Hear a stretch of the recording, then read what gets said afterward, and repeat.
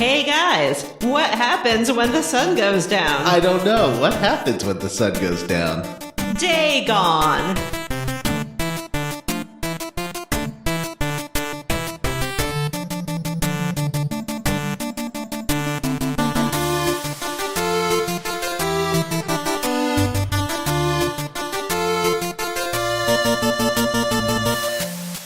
Everybody, and welcome to Square Roots, the classic RPG podcast. I'm your host, Vanessa, and I'm joined, as always, by Matthew Van Zandt. Hello, Vanessa. How are you? I'm very well, thank you, Matt. And John Sundown Brandon. Sundown, you better take care when you find someone creeping round your back stairs. Jim Banks will join us a little bit later in this episode. Square Roots is the classic role-playing game podcast where we play a classic role-playing game and talk about it. We do it a little chunker at a time, like we were a book club, but we're a video game club because we live in the present, not the stupid book past full of paper and whatnot. Inking and lettering. Get a library or something, you fucking nerds. Yeah. Books. Get a Kindle. No, too close. This is about games, John. You gotta be elite. You gotta have them fast fingers, no casuals, other gatekeeping things. We're going to pwn everyone. Yeah. Gonna pwn them, your moms. And she's a slut, by the way. Ew. Whoa. Misogyny. Gross. Anyway, this week we are talking about The Elder Scrolls Oblivion. We are playing through the end of Sancre. Sancre. And which part is this in our Oblivion series? Part 3 of 5. Spoiler. Triple trouble. Huh. We're right in the middle. Like Malcolm.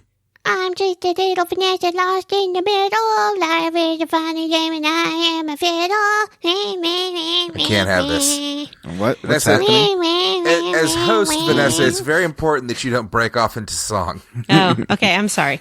That's going to have to be our job now. Don't worry. We'll carry the torch. You guys don't have my mad beats, though. You something to go on. As we grow up, back to the middle of nowhere. That was not an invitation, John. For God's sake, shut it down. That was beautiful.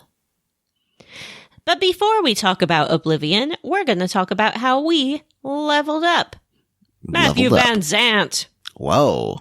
How did you level up? I got to go first? All right.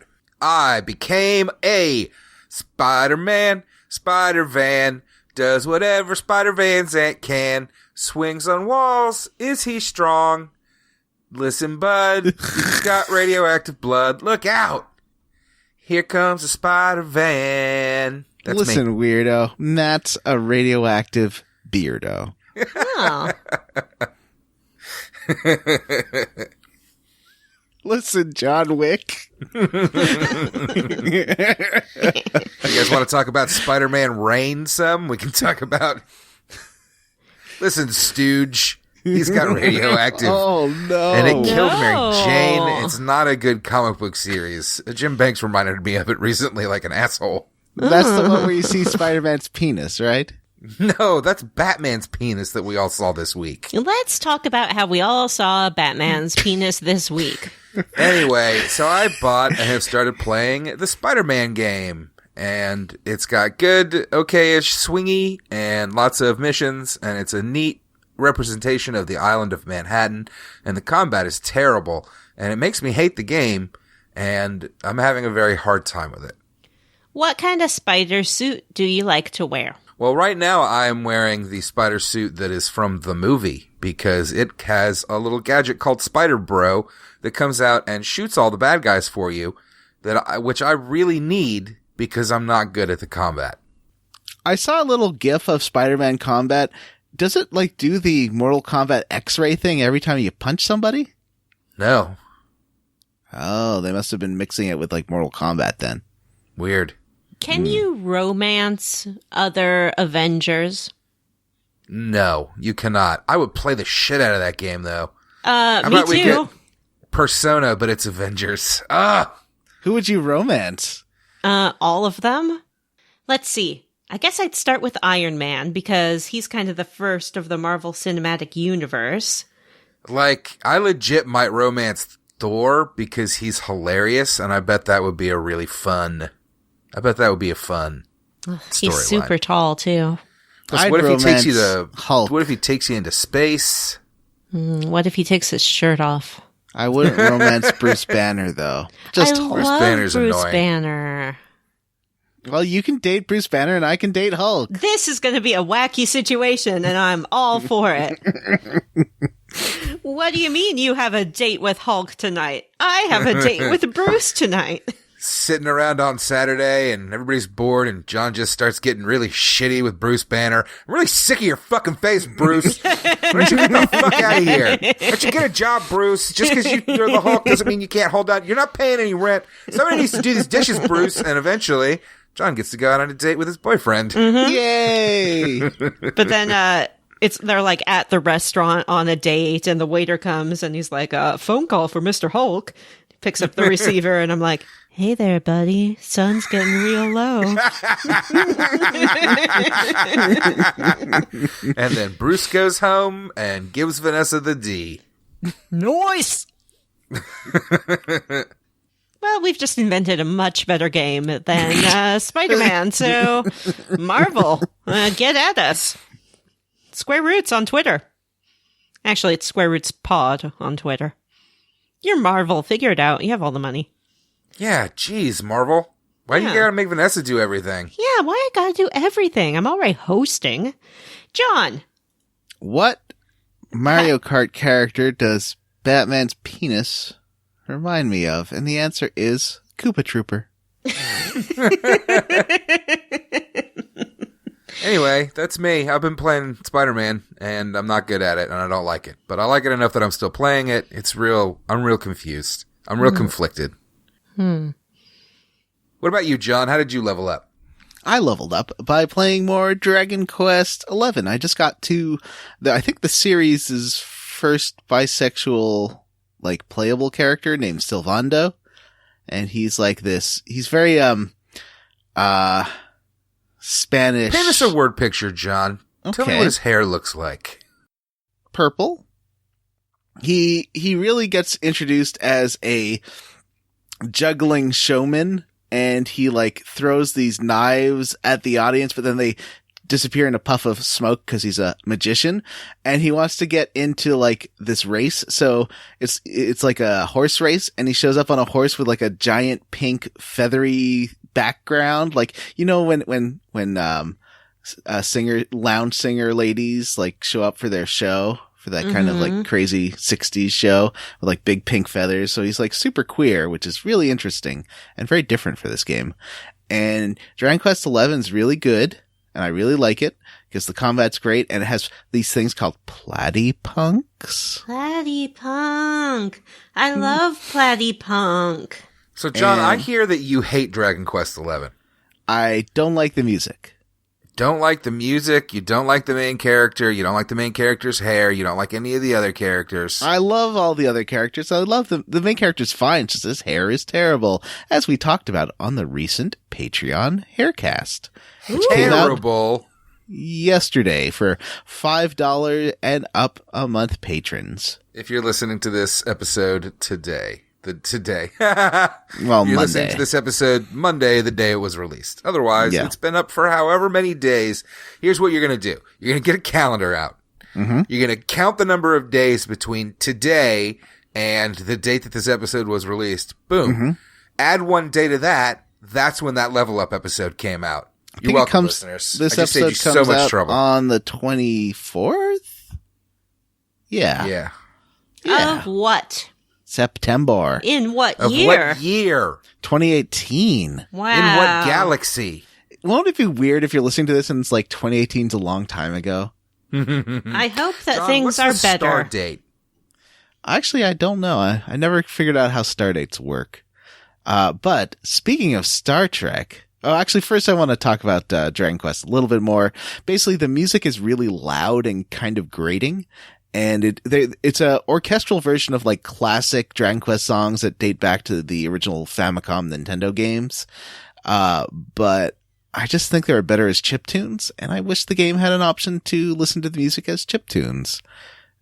And also the voice acting's not super great, but it looks gorgeous. It's fun turn-based classic RPG, and I really recommend it. I just don't like the music. So or that haircut. My takeaway here is that you, John Brandon, are stuck in the past and only want to listen to old music like the fucking Monkeys or chiptunes or whatever it is that old men listen to. And you hate this game. No. And it's not for hardcore gamers is what you're saying. It's not for like true elite gamers. What was the song that Davy Jones sang in the Brady Bunch movie? Who sang in the what? I John, don't know. you're so old. I don't recognize those references. It was a really good one. It's okay. Anyway, so moving on. I also saw maybe the worst episode of Star Trek Deep Space Nine. How it go? It's like, you know how Daxes have like memories of all their different hosts? Mm-hmm. Well, you've got new manic Pixie Dax, who I actually really like. She's a lot of fun. She's like confused and silly, and like, I think either the last episode or the episode before, it was revealed her brother is a murderer. And she doesn't have any time to process that because now she's on to solving a murder, and she needs to talk to her murderer previous host, who was a serial killer. And he like comes in like this. She fantasizes about him putting her arm around her. It's like, we must solve this together. You need my powers. And it's like, Bad Silence of the Lambs. Mm-hmm. Or like an episode of NCIS. Yeah, being a murderer is not really a superpower. Like, just about anyone can murder someone. They just don't. It's true. Vanessa knows from experience. I mean, it's so simple. It's not hard. Where is Jim Banks anyway? I haven't heard from him this episode. He's joining us later. Wait, why would you bring up Jim when we're talking about murderers? Whoa. Anyway, yeah, it just it's very poorly acted, and like, it's just got these really early 90s camera angles, and it's a late 90s episode. Like, lots of, 6 frames per second, sort of weird choppy motion and zooms, and it's just, it's not a good episode. Thumbs down, but thumbs up to Esri Dax. I think she's really cool. Oh. I just think the show is really mistreating her so far.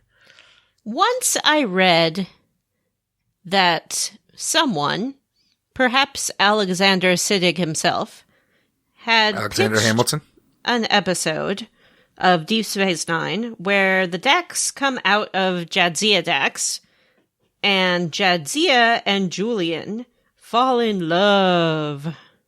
But she had a chance, and she passed him up for Warfo. Right. Well, the thing was, Jadzia likes Julian, but Dax does not. So once the Dax go back in, Dax is like, no, thank you. I like the Warfo. Oh. Interesting, isn't it?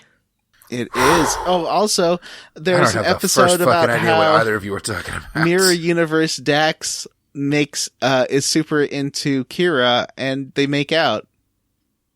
Yeah. Which I was very surprised about. Mm-hmm.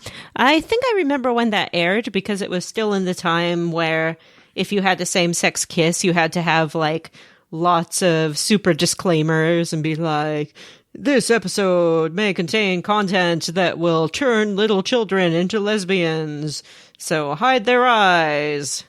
And for some reason, Mirror Universe Garrick is openly gay. That's weird, because you would think that the good universe would be the universe where there are people who are more comfortable and open with their sexuality. No, everyone's like in leather and super bisexual in Mirror Universe. Honestly, it seems pretty cool. Yeah. Let's go there. Mirror Universe is pretty liberated. Mirror Universe Square Roots is about math. And we all wear leather. And make out with each other. Mirror Universe, Matt, put your dick away. Jesus. If you can't do this algebra, I'll punish you. Why does it look like Donkey Kong? Oh.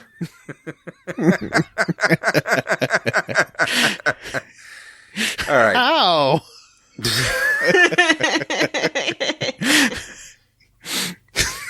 Yeah. That's great, John. How did you level up? Oh, my soggy bottom. Oh, boy. Oh, I'm overbaked. Oh, I'm crumbly. Oh, my granular sugars. I don't like this. I Is this Mirror Universe, Vanessa? leveled up by watching some of the new season out now on Netflix of The Great British Bake Off, aka The Great British Baking Show in the United States because of some kind of trademark issue. Oh, is that why? Uh-huh. Because there is a U.S. show called Bake Off. Therefore, the Great British Bake Off could not enter this market using the term Bake Off. Oh, I just thought it was a different show. No, it's the same show. But does it still have Mary Berry? No, she's gone. Does it have that awful guy? Yeah, Paul Hollywood? he's still there. Paul Hollywood's still there? Yeah. Oh. Mary Berry is out. Paul Hollywood is in. They have a new woman doing a sort of Mary Berry type gig. She also bake good, I guess. And then there's also that one guy whose name I can never remember. Did they get rid of Sue and... Yes, both of them. Oh, I Both really of like them them. are gone. They're like my favorite part of the show. New guy is guy who was in IT Crowd. New guy would be on Nevermind the Buzzcocks. Like Richard, Pryor? What's his face? No, more Britishy. Super tall, kind of gothy. Oh, that guy. I think his name is like Neil or Nigel. Oh. I know who you're talking that about. That guy. He was in that show I've never heard of that everyone goes on about all the time. Yeah, that guy. And he always buttons the top Mighty button of his Boosh. collar. Yeah, that's the one. I've never seen the Mighty Boosh. Now, you haven't seen the Mighty Boosh either, right? That's right. What do you imagine the Mighty Boosh is about? I think it's a sketch show along the lines of The Kids in the Hall. Oh. It's got, Greg, the fish man that wants to have sex with you. So, is his real voice like, what's his face from the IT Crowd? Does he really talk like this? Not a real cradle of filth. That would be awful. Well, I've never watched IT Crowd, but he sure does talk like that. His name is Noel Fielding. Thank you, Internet. Oh. Noel Fielding, sort of a Steve Valentine. Younger, but just as skinny and tall, with black hair, very goth man. Jesus. Is there anything else you want to tell us about him? Like, tiny dick. I don't know. Smells like a bog. Why is this the dick cast? That's I don't know. We got dicks on the brain this cast. Yeah. I know. I mean, they've been in the news, what with Batman and Toad. Yeah. Did you see Nintendo of Canada's post? Yes. It was so good. Did you see that one, Matt? Mm-mm. It was like ... It was this super long Twitter post, so like you had to keep scrolling. It was just ... And then at the end, it was just Toad waving. It was so beautiful. Yup. The things that are in our brains today. Listeners of the future, if you're listening from 2025, I just hope things are so much better now. And also, I hope that 3 women are fighting to stay alive. What? Oh. In the year 2525. Cleopatra 2525. That show is legit good. I think it's my favorite of the like Xenoverse style shows that came out. That's an insane thing to say, John. That show's really fun. Cleopatra. And it's like equally sleazy to men and women, which is you don't see a lot in TV shows. Did that one have Bruce Campbell in it? No, that was Jack of all trades. Oh yeah, these were all that one, trash. like they were part of the same block. Whatever happened to CW? Now you're all There wasn't mopey CW. vampires. Wasn't Oh, that it was. TNT or something? No, it was like the old CW. WB? The UPN network, WB with the Dancing Frog or something. I don't know. It's had so many iterations. I didn't realize until fairly recently the Dancing Frog was a play on minstrel acts. Is he? Well, at least like the posing and styling is, yeah. Yeah. Anyway, let's move on. To the quest log. Quest log, not the crest frog. Ribbit, ribbit, I'm making the OK sign with my fingers. Ribbit, ribbit.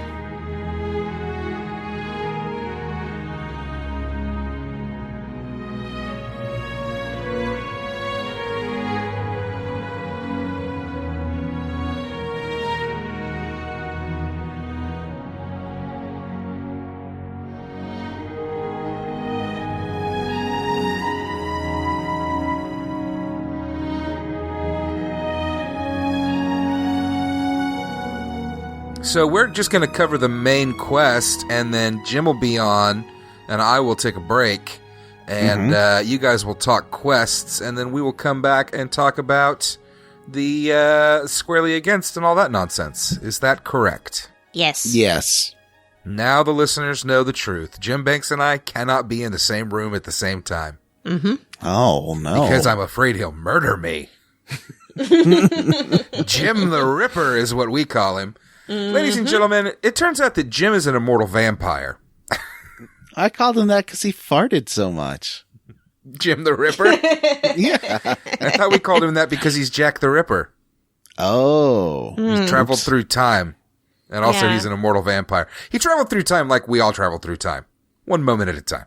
He also travels through airports, so someday we're going to have to put a big map on the wall and put pins in the cities he was in with little dates on them, and then put corresponding pins for people who've gone mysteriously missing. Or Yeah, we'll be searching for murders in each of these cities Jim has.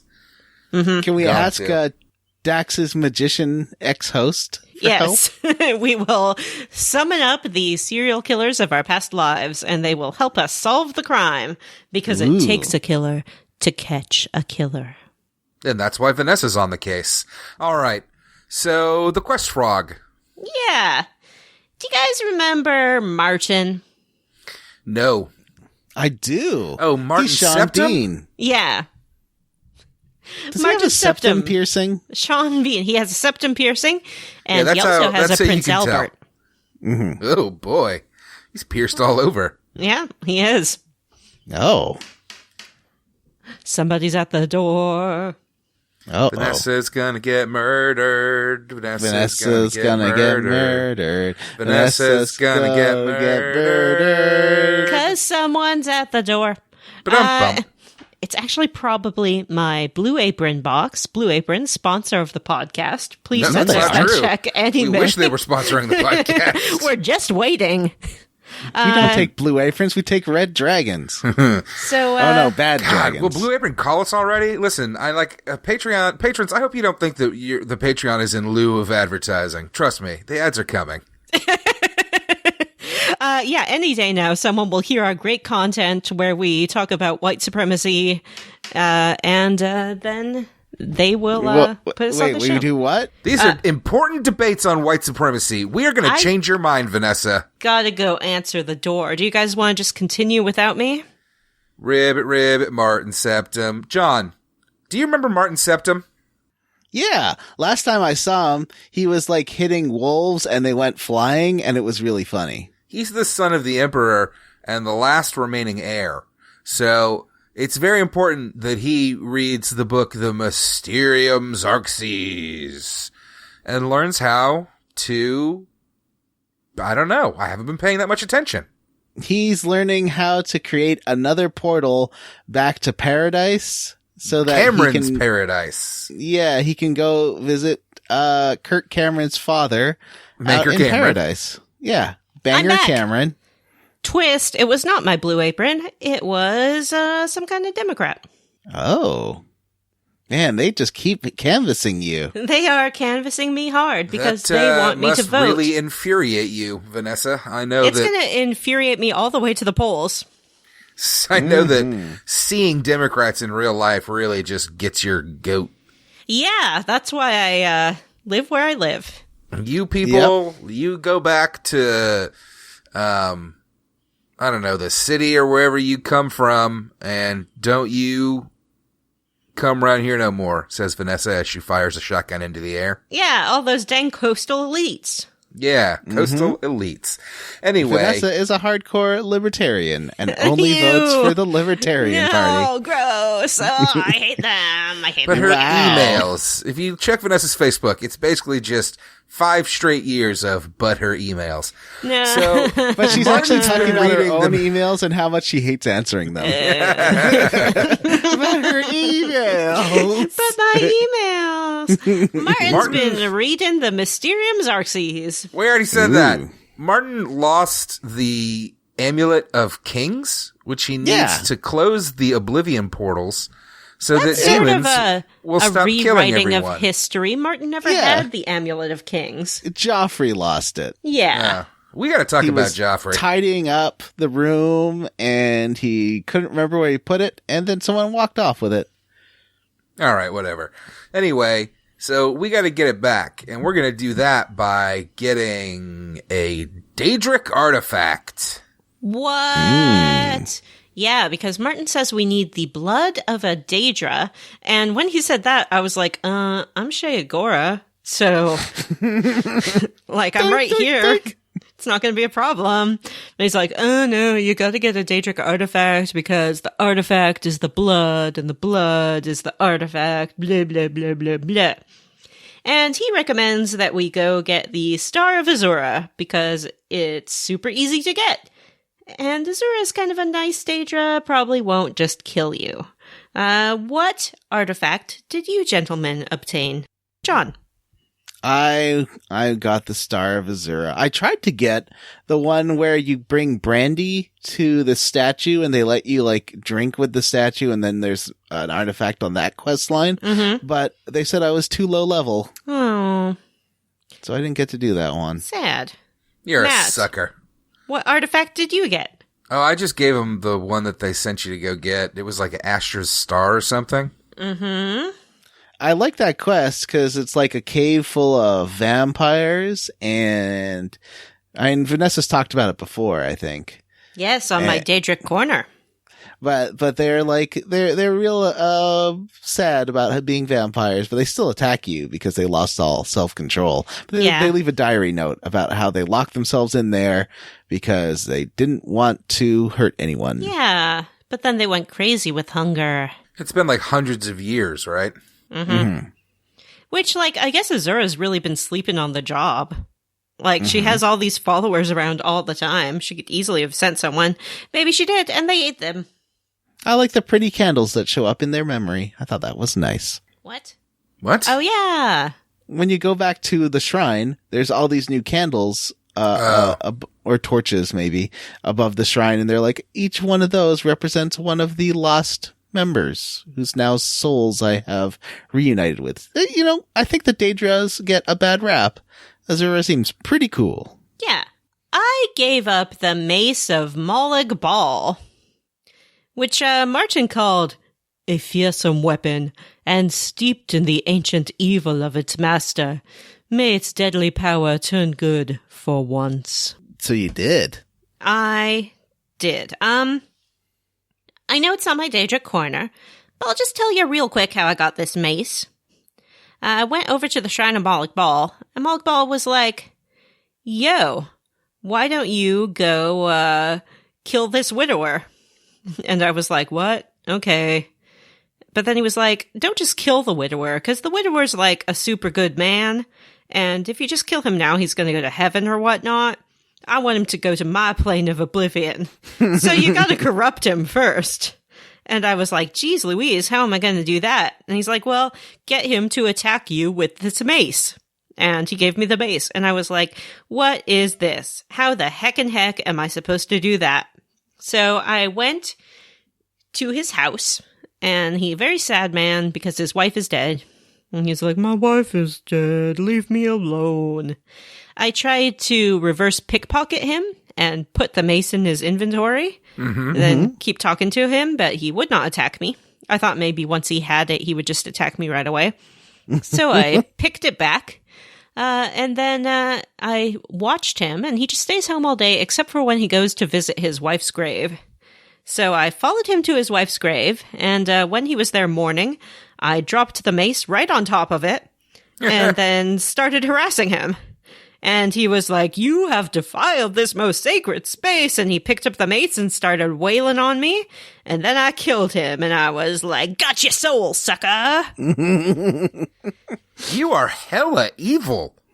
Yeah. Why did you send this poor man to hell? Well, Malik Ball really wanted me to. Who is She Malik knew Ball? that. Here's the thing that has been confusing me this whole time. He's on Mr. Robot. What a Daedra. What is a Daedra? What a Daedra is a dark god, basically. Like some kind of demon. They're like the counterpart to the 9. Mm-hmm. But they Don't aren't they all live in necessarily... Oblivion? They each have their own plane of Oblivion. Mm-hmm. So it's hell. More or less. But So I they're think that demons some and of they them live in aren't hell. necessarily evil. Yeah. Like, Azura is not evil. But some of them are pretty straight up evil, like Moloch Ball, who I think is the Daedric prince of, like, subjugation and slavery. But you, Shenagorath, are the Daedric prince of being wacky. I'm the Daedric prince of being wacky. Well, Yeah. Sheogorath's realm is sort of divided into two. There's a mania and something else. Pratfalls. Mania and pratfalls. No, like mania and basically paranoia and despair. So when you go to the Oblivion Plains, like every tower seems to be tied to some sort of bad thing. It's but weird. those are all the Oblivion players of the same Daedra. I don't My understand. voice kind of failed me there. Those Yeah, are that was all the interesting. Oblivion planes of the same Daedra. Those all belong to Dagon. Maroons! I don't get it. Let's just keep going. Alright, so we get an artifact. Every time we go back to Martin Septim, his desk has more books, which I think is funny. What a nerd. He seems to be getting a little obsessive, and he starts revealing some anecdotes about how, hey, I might have had a couple of dabbles in this before. He doesn't get super into it. I think next episode he'll get more into it.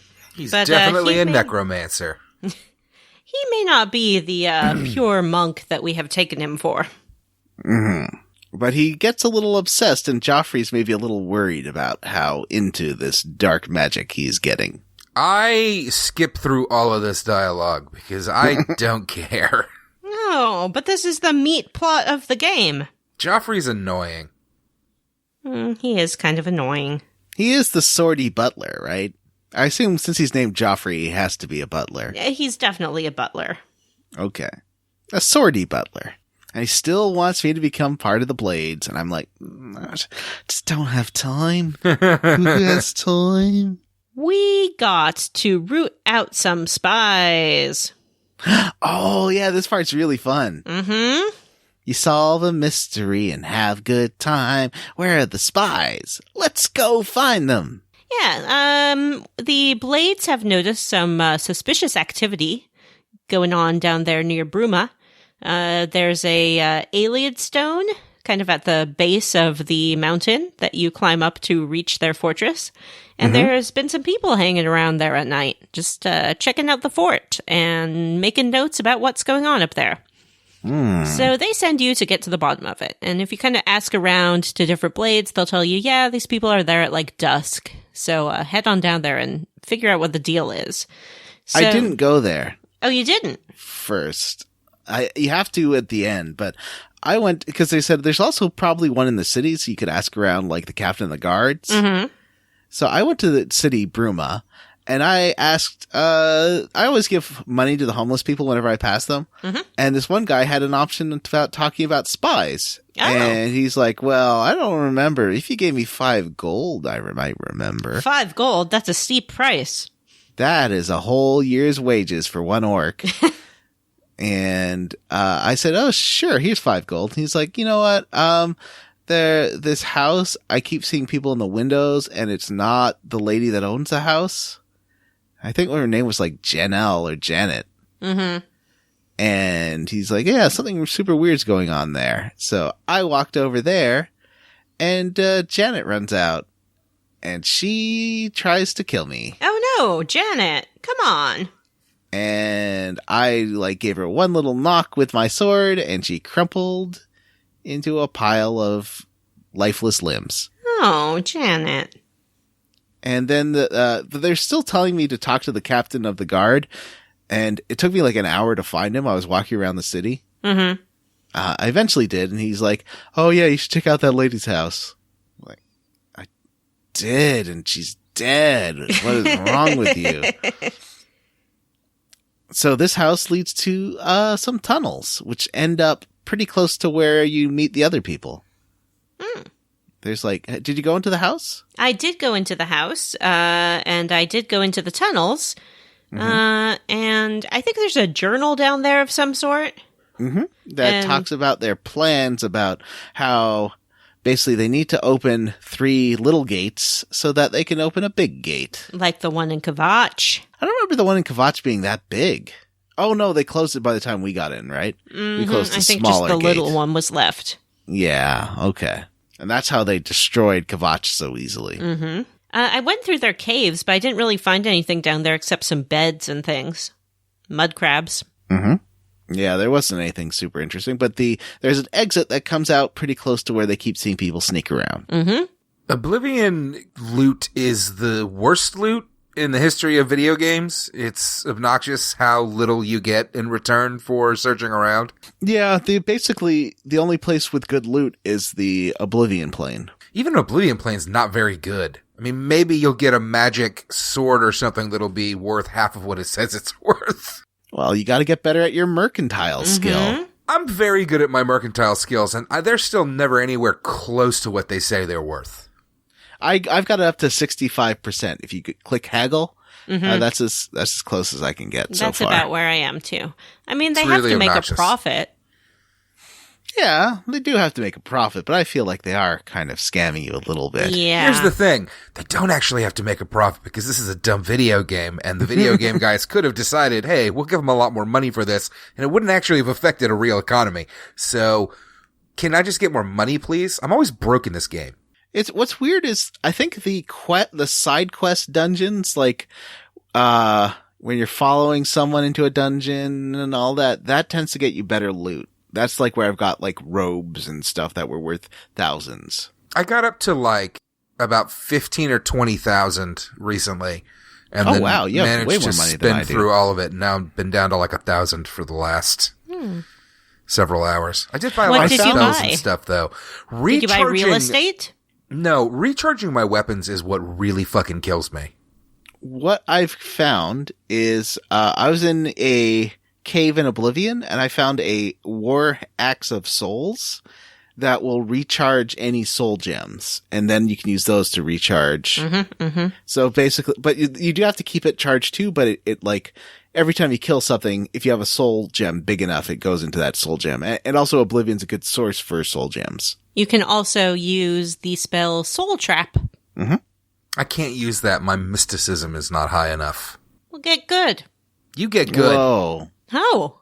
So I just stick to using my soul gem regenerating axe to charge my weapons most of the time. Although I have that, I bought that Akavari blade and it cost 3,000 gold to fill, which is bonkers.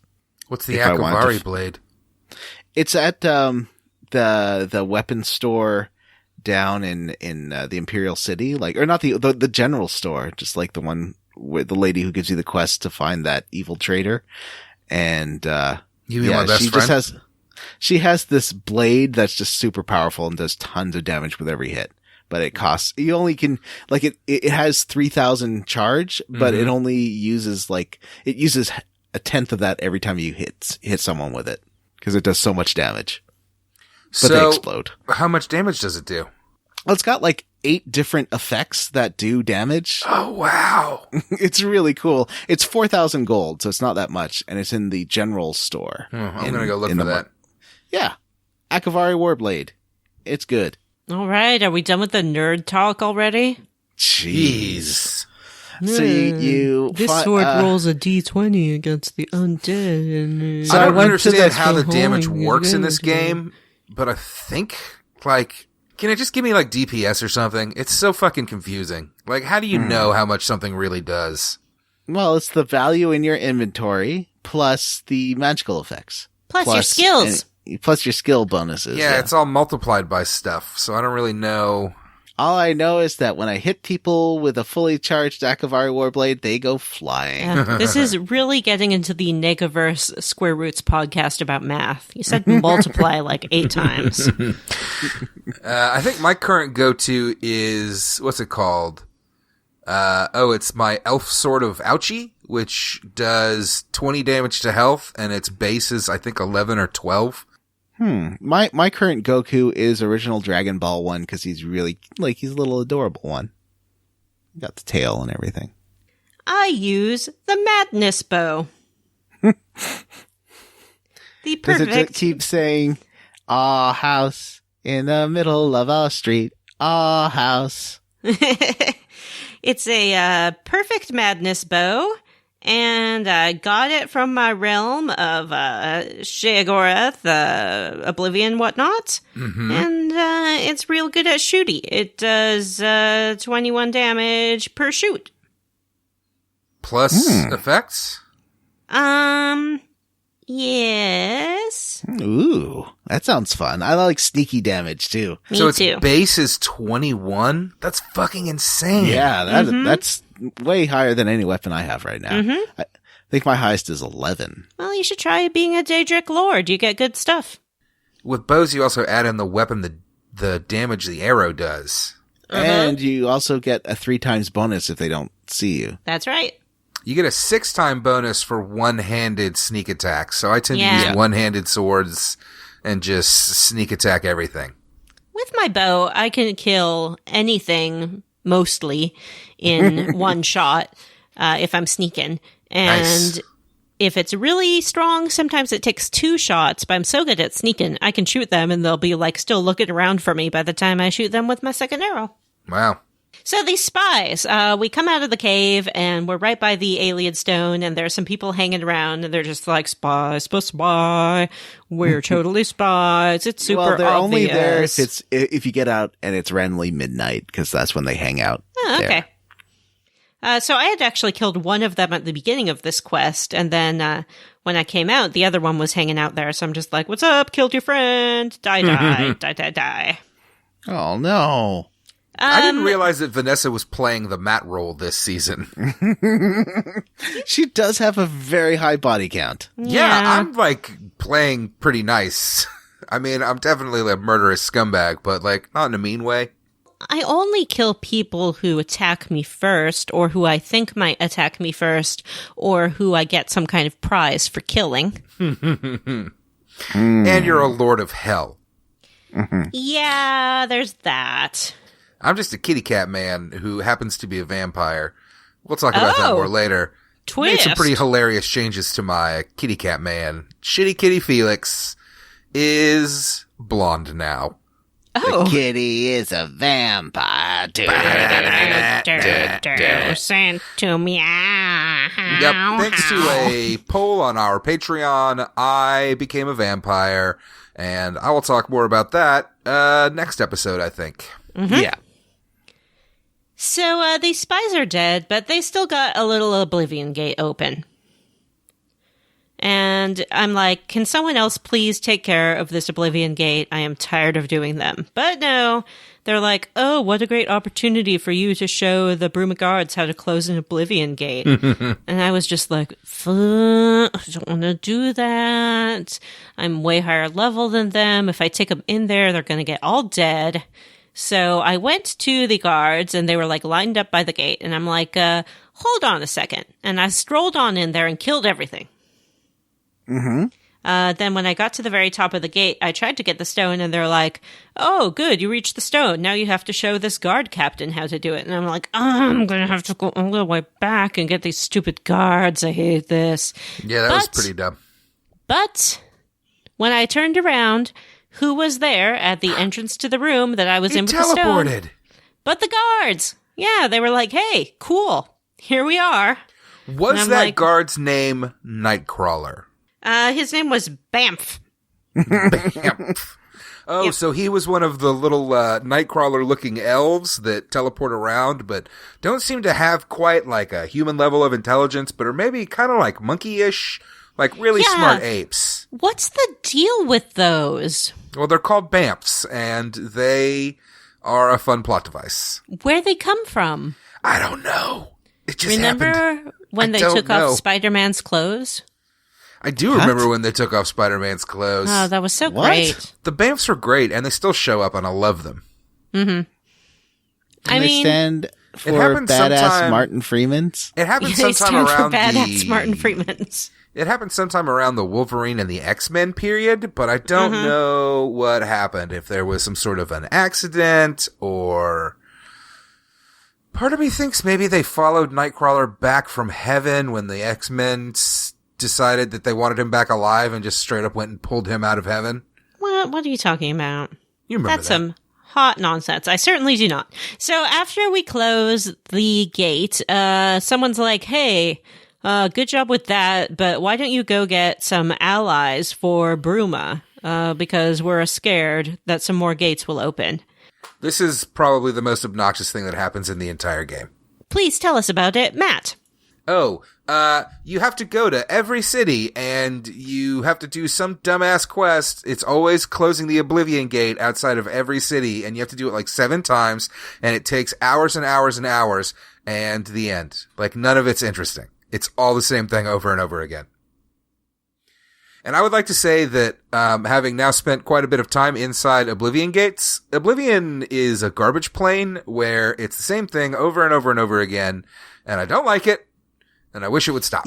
The worst one is the ones where it's got the little spindle towers around a main tower, and you have to like figure out how to get to the tower you want to get to by opening dumb like gates within Oblivion. Oh yeah, that one. Though, and I've done that one like 6 times, and I hate it. It's always find a cave or go up these towers and hit a button at the top of all of them, and it's really annoying, and I hate it.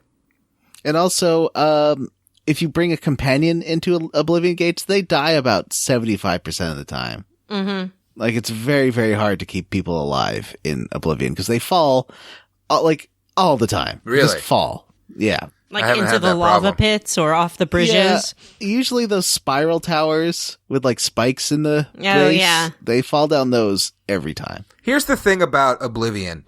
They're trying so hard to make it, like, I don't know, spooky or something, that it really just comes around the other end and is like, this is just the cheesiest fucking thing ever.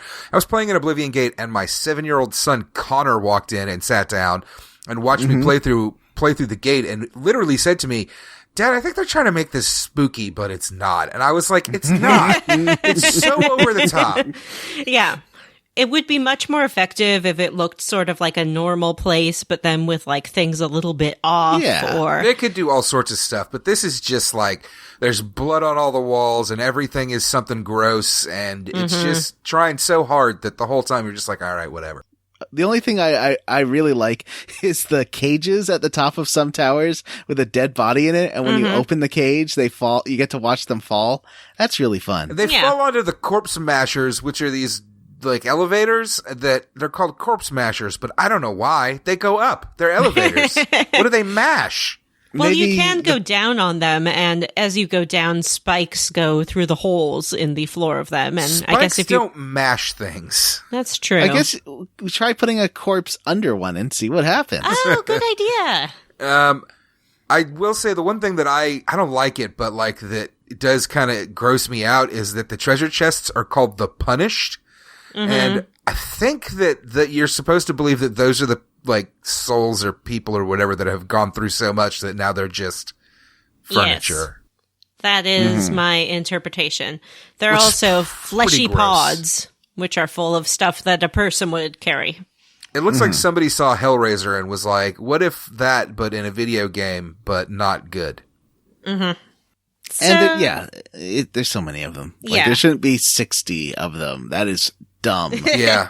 Well, the minor gates are faster usually in my experience, but they're still just fucking annoying. I close them when I see them because if I don't, I I just don't won't, like 'em. basically. Yeah. If I see them, I shut them, because if I don't, then I never will, and I know I won't. And I do like the runes. I use them a lot to make magic items to sell. I have a lot of intelligence boosting stuff because I really fucked my character up, and yeah. you made a stupid kitty? Yeah, I kind of, yeah, I made a stupid kitty. He can't get enough magic to, like, be really effective as a mage, but I really like the magic. So I have to have a bunch of intelligence boosting gear. It's annoying. Yeah, so we do that. I went to all these gates because I don't know why. I don't even know if you have to go to every single city and get all of these allies, but I did.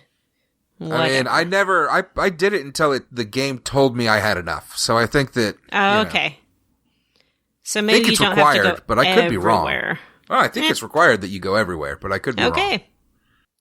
Well, that's terrible. Martin has read the book a little bit more, and he says that now what we need is the blood of a god, the opposite of a Daedra. He's super stumped because gods don't have artifacts on Earth, which, although we kind of know that's not true, because isn't that what the whole Knights of the Nine thing is about? Yes. Here's a fun fact. I have not run into the Knights of the Nine at all. You guys keep talking about it. I don't know what it is. You might not actually have it. It's a DLC, so it only happened if you have the Game of the Year version or you bought it. I think I have the Game of the Year version, but I could be wrong. You do have to talk to one particular dude to trigger the event. Yeah. Do people keep talking about the Prophet at out in Anvil? Because that's who triggers it. Or the slaughter of the priests in the Anvil Chapel? No, I don't think you have it, dude. Yeah, I must not. Oh, well. I was going to say, like, is it, at this point, do I even bother? I'm so far into this game. No, I mean, it's not part of the main quest. Yeah. All right, It's well, like who a cares then? 6-hour quest, I would say. I don't need that. I'm Pretty busy. long. I'm almost done with the Mage Guild, I think, and I finished the Assassin's Guild. I'm halfway through the Thieves Guild. I did enough. I've had a hard time finding Fighters Guild quests. Oh. And it's not like pushing me to do other ones. Like there's no like map marker to follow. Weird. Yeah, you Yeah. have to go to, like, either one of the guilds that gives quest. I think it's just Anvil and Cheydinhal. I'll since there won't be that much content for the next episode, like main story wise, I'll try to do more Fighters quests. Okie dokes. Or no, not for the next episode. The one after that. The final episode. The final episode. I'm thinking about trying to write up Felix's adventures as an assassin kitty as a little short story to read on the show. I Sure. think that would be wonderful. Yeah. We need a little more literary influence in this show. Can he poison his paws? Can he sharpen his claws? Listen, bud. He's got assassin kitty blood. Can he induce awes? So, Aw, what happens look at his next? little beans. My little kitty bitty. Who's my little kitty? Oh, you're good, Felix. Yes, you're so fierce. What an assassin. All right, so What we an go assassin. This is Boo. speciesist. You are a monster. How we dare go you? back to Martin one more time. Oh no, and yeah, he says you gotta We're go to... going to Sancre. Yeah. We have to get the armor of Tiber Septim. He did. He's Tiber a human Septim. who became a god. Yeah, he had Jesus. So... What's the problem with this place? It's cursed or something? Yeah, it's cursed. Nobody's It's come back in like cursed. 100 years. Mm-hmm. But Joffrey gives us the key and is like, good luck. Everyone who goes there has died. You're probably going to die. Bye. So we head over, and wouldn't you know it, it's just chock-a-block full of skeletons. So many skeletons. I sneak attacked a lot of skeletons. I have the Mace of the Crusader, which just makes them explode. Nice. The skeletons in this game, when they walk along, they sort of go like... They make noise. You can tell. Which is odd, because my skeleton does not make any noise. As so far as I'm aware. I guess sometimes my joints pop. And sometimes you play your ribcage like a xylophone. I do play my ribcage like a xylophone. Or a glockenspiel. Especially come October time. Mm-hmm. Boom, boom, boom, boom, boom, boom. We're recording this on the official first day of fall. Did you know that? Oh. Well, happy fall to you. Happy autumn, John. Yay. This summer was bad. Yeah. A tornado hit my mom's house on Friday. Oh, no, near my mom's house on Friday. That's But terrible. she's okay. There aren't tornadoes in Canada. There shouldn't be, but Ottawa gets them like once every 20 years, basically. Huh. Who knew? The last one was in 94. Oh, the Great Twister of 94. Mm-hmm. Oh, I remember that. With Helen Hunt. Oh. Mm-hmm. Was it a big tornado? Yeah, it was. There was two big ones, and they went down like a street about a mile and a half from my mom's house, and like wrecked a lot of places. Oh, No one no. was killed, but there's some people in the hospital, How terrible. and all the power is out. Well, we are thinking of you, Ottawans. Mm-hmm. Hands up, baby, hands up. Never So mind. we find all these skeletons, and when we kill one, he turned into a ghost. Which I did not like, because I thought it was just a skeleton. Turns out it was a ghost the whole time. Mm-hmm. And you can talk to these ghosts. And the ghosts are like, oh, hey, what's up? I failed they my got duty. like a spooky blue glow, and they're wearing helmets, which most skeletons are not. Mm-hmm. They're special skeletons. Mm-hmm. So these ghosts explain that it was their job to watch over the armor of Tiber Septim, and they totally fucked it up, and now the place is mega corrupted. Mega corrupted. By some Necro King, who they tell you is gone. They're like, oh yeah, he's not here anymore. Yeah, but that was his funny. corruption remains, which I thought was kind of great, because you assume that you're going to have to battle him. Yeah. You have to kill this jailer to get his key. He doesn't turn into a ghost, though. No, he's just a normal skeleton doing his job. And, I like this area. I like fighting skeletons because you can use the flare spell, the greater flare, I think it's called. And that one literally makes their heads pop off. And it's amazing. You just watch them, like, fly around, and there's some really good physics with it. I think the physics in this game is actually pretty impressive. It's not bad. I haven't really seen it glitch out that much. I like when you kill a wolf and they roll down a hill. Yeah, that's fun. I've chased a rolling bear because I wanted its pelt after I killed it down a mountain. That was a pretty great moment. So every time we kill one of these skeletons, they go and start praying in the main chamber, and there are 4 of them. And once they are all reunited, they pray, and they pray the curse away. And at that point, we just go and grab that armor.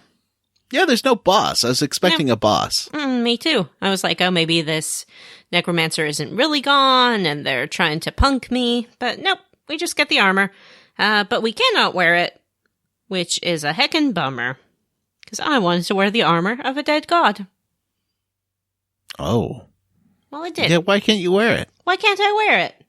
You're already a demon. Yeah. Maybe this will, like, even it out and make you normal. I have a piece of armor called Sheagorath's Regalia, which changes based on whether you're a male or a female character. I want Sheagorath's Buick Riata. You should which get is 1990s Roadster with a touchscreen computer, which was very advanced for the time. Wow. Yeah. Wouldn't it be great neat to just like tear through the plains of Oblivion in your Riata? Riata. Yeah. I think that would be great. Mm-hmm. I oftentimes have fantasized about taking the lone survivor or the lone wanderer or the courier and plunking them into an Elder Scrolls game, weapons and all, just to see what would happen. I was thinking about why I like the later Fallout's combat better than Elder Scrolls, and I think it's the VATS. I think the VATS does make it a bit more fun. VATS is super fun, and it would be super fun in an Oblivion game. Yeah. Yeah, just some targeting. Mm-hmm. Vatting someone's head off with an arrow? Come on. Well, these games don't have the gore level of Fallout games, for sure. Mm-hmm, mm-hmm. Although every time have you been attacked by assassins a lot in this game? No. For me, it's like all the time I'm walking through a town, like at least every day, every like session, like some random villager will come running at me and try to murder me and then turn into like get that red armor for a second. Oh, yeah. And every time I kill them, I like to pose their bodies in interesting ways. Like I made one do the fist bump at me, like go, yeah. I really have fun. How do you trying pose to pose their and play. bodies? In the Xbox version, I think you hold down, you click in the right stick and drag, right or left stick, and you can drag the bodies around. You can also use it to pick up items without taking them. It's pretty fun. Mm-hmm. So, kill assassins and pose their bodies. Hot tip from John Brandon. It's the best thing. Okie dokes.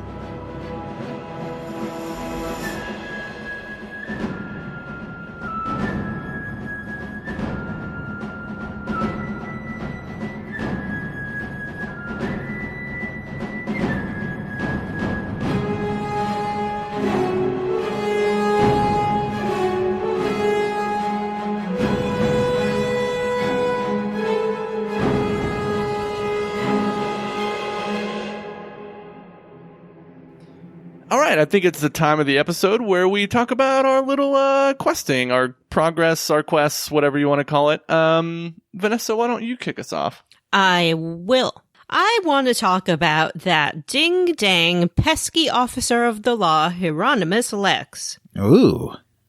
Who's that? As you recall, Hieronymus Lex, or if you are Jim, you will not recall, apparently. Hieronymus Lex is the captain of the guard in the Imperial City, and he hates that gray fox. Oh, he's gonna get him. But I am a thief. A good thief. A just thief. A thief who is getting my state-owed funds from the government who wrongfully imprisoned me. So Hieronymus Lex, he been causing lots of trouble. But the Gray Fox sends me a message, and he's like, "What up?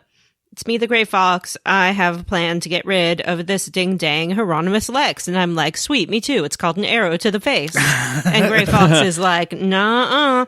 That's not how we roll. What I want you to do is get him transferred all the way out of town down to Anvil." So I'm like, okay, I guess I have to go all the way to Anvil. So I head on over there. And I sneak into Anvil Castle. Actually, I kind of stroll through the front door. Then I go talk to the blacksmith who resides in the castle. And I'm like, "Hey, what up? I think we have a mutual furry friend." And he's like, "What?" And I'm like, "Hey, what up? I think the weather's looking pretty cloudy today." And he's like, "What?" And I'm like, "It's a gray day. It's a gray fox. It's the Gray Fox. I'm trying to talk about the Gray Fox." And he's like, "Okay, cool. Come on this way." And he shows me a secret passage. And I sneak myself all the way into the royal quarters, into the royal vizier's room, and I steal me a letter of recommendation. Then I take it all the way down the street to this man called the Stranger. Ooh, he's very mysterious. He's from that game you like, right? Which game's that? Okay, which game has the Stranger? Oh no, I'm thinking of the Outcast. Never mind. Yeah, you're thinking of Dishonored. What's the name? What The Dishonored? Outsider. Right. He's an outsider, outside of everything.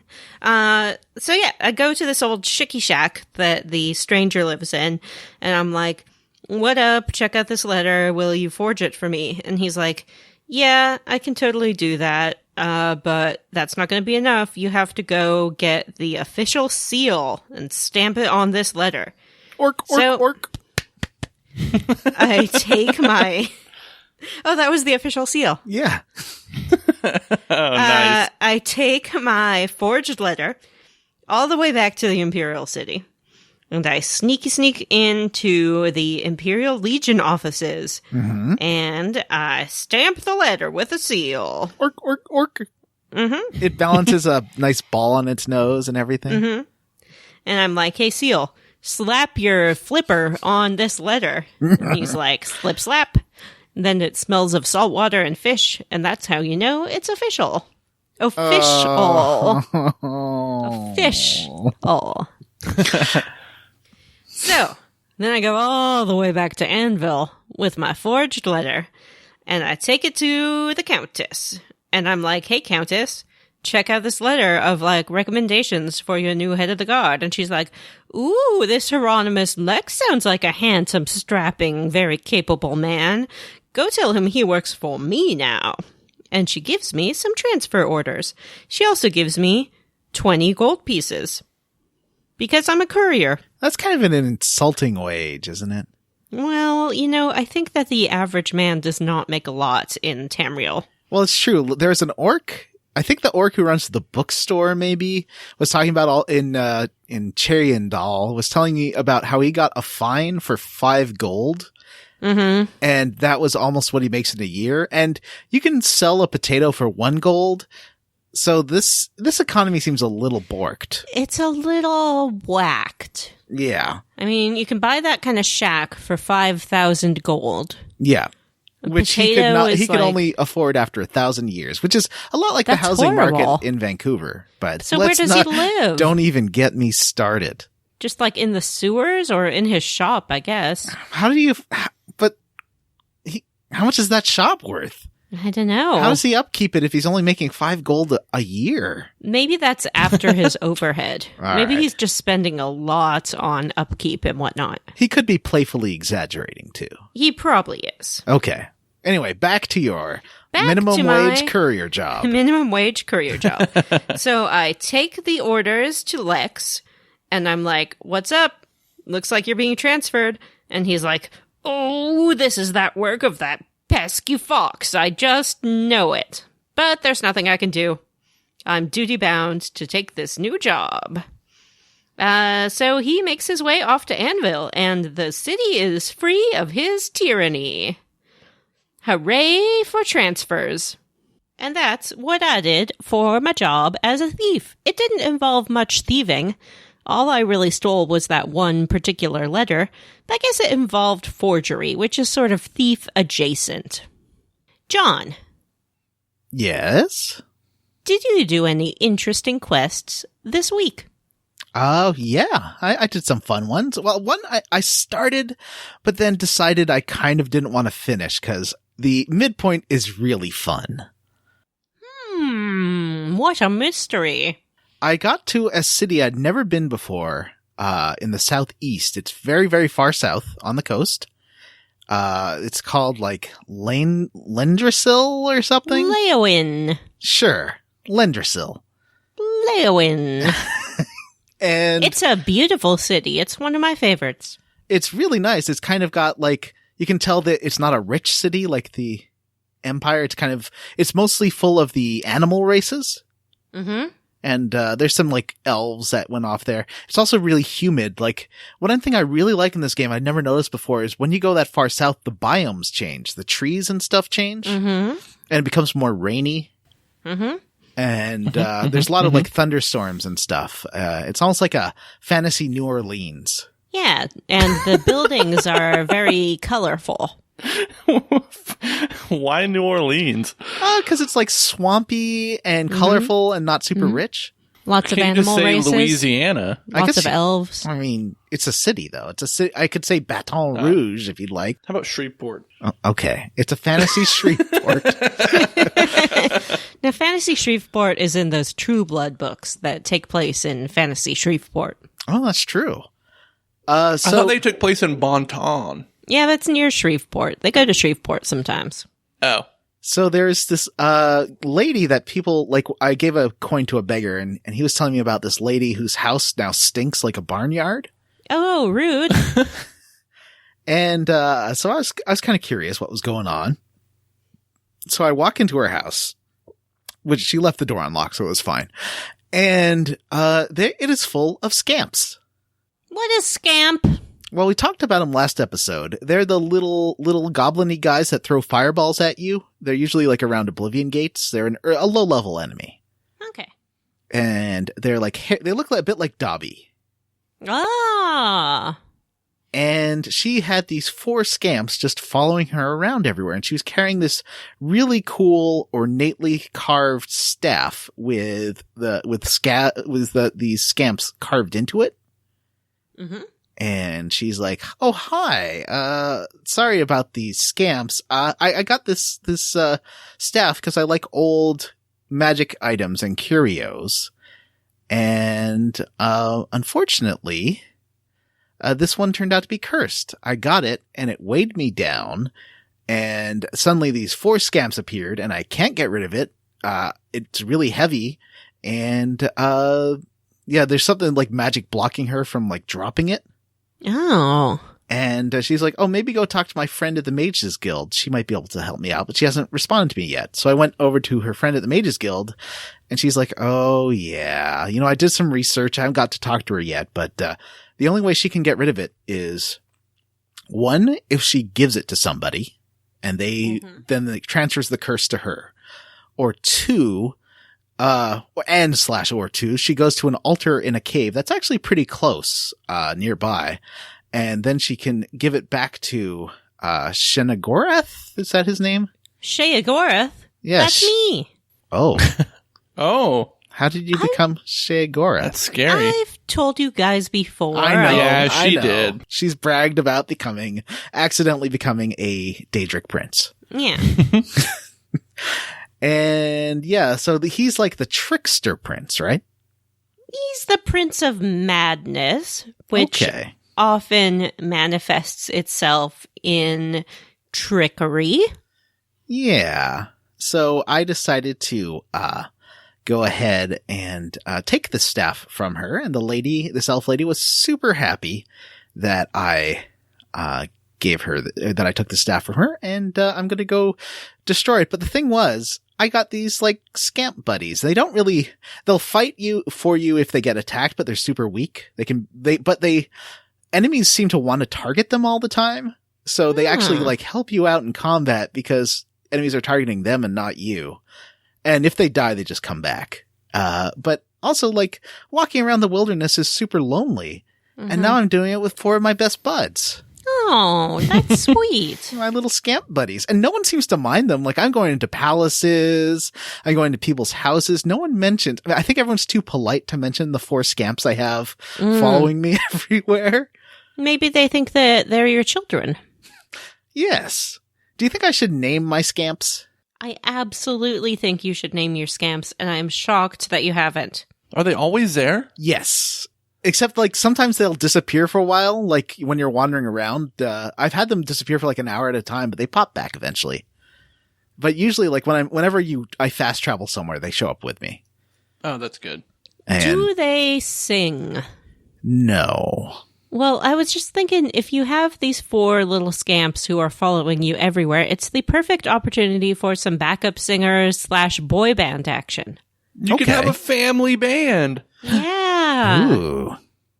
Now, okay, so my character's name is Slippy because he is a lizard or an amphibian.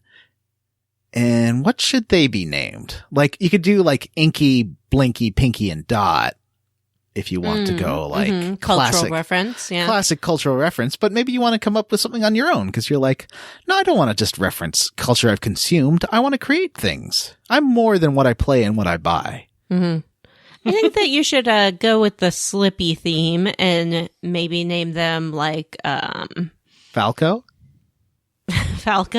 Fox, Peppy, and who's the girl?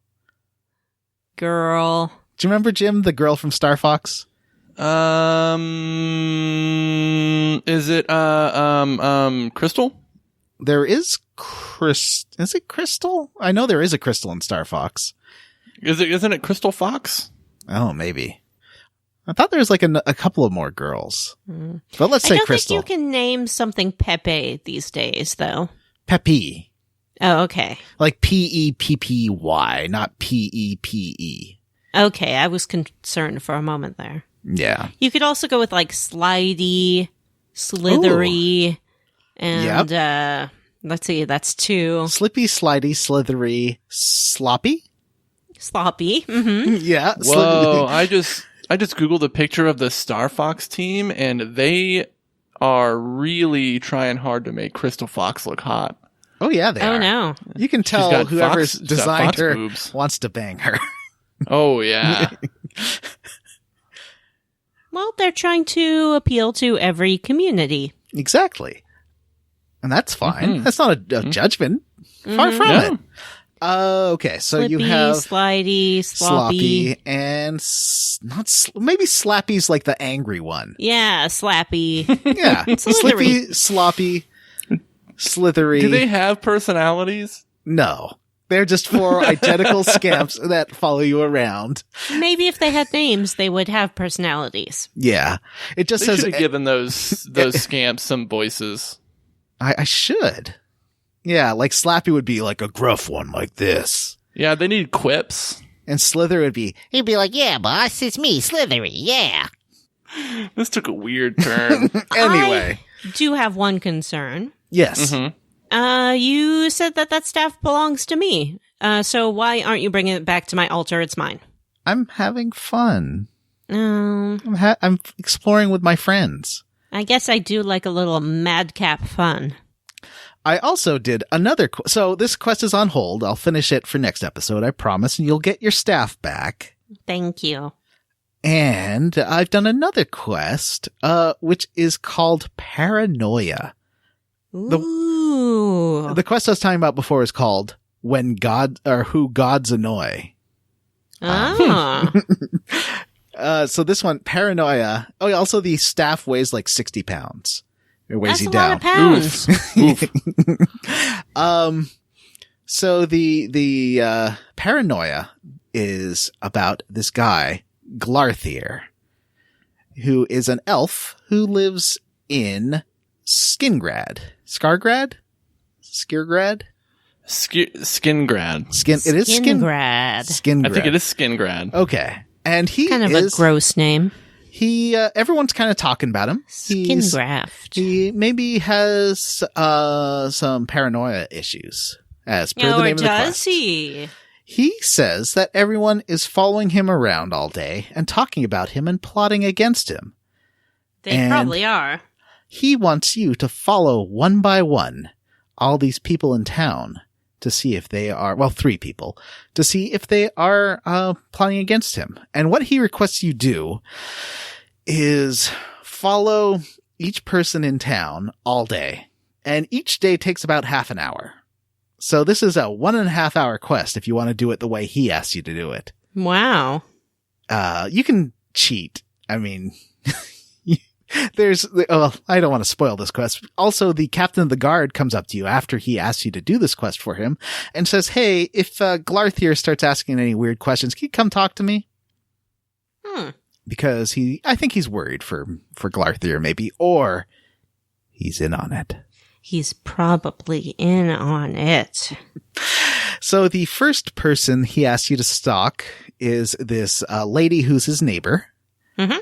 And so he's like, yeah, she'll get up around 6 a.m. Come meet, and he always wants you to meet him behind the church at midnight. Mm-hmm. So, you watch her get up at 6 a.m. She goes to church. She prays for a while. She goes to her job, which is working in the vineyards, because Skingrad's like a wine country. And then she goes home pretty early. And that's her day. What part of the day does she use to spy on this guy? Well, she does walk next to him for a while, at least in what happened in mine. And she like says hello and he just like hisses at her. Oh, rude. Yeah. And, she doesn't appear to be spying on him. And I tell him that. I was like, hey, she seems to just kind of be doing her own thing. Mm-hmm. And he's like, oh, really? Because I really suspected her. Well, the next person definitely, is stalking me. And his name is Tootiest, Sexiest. What? No, it's not. His name is not. His name is really Tootiest, Sexiest.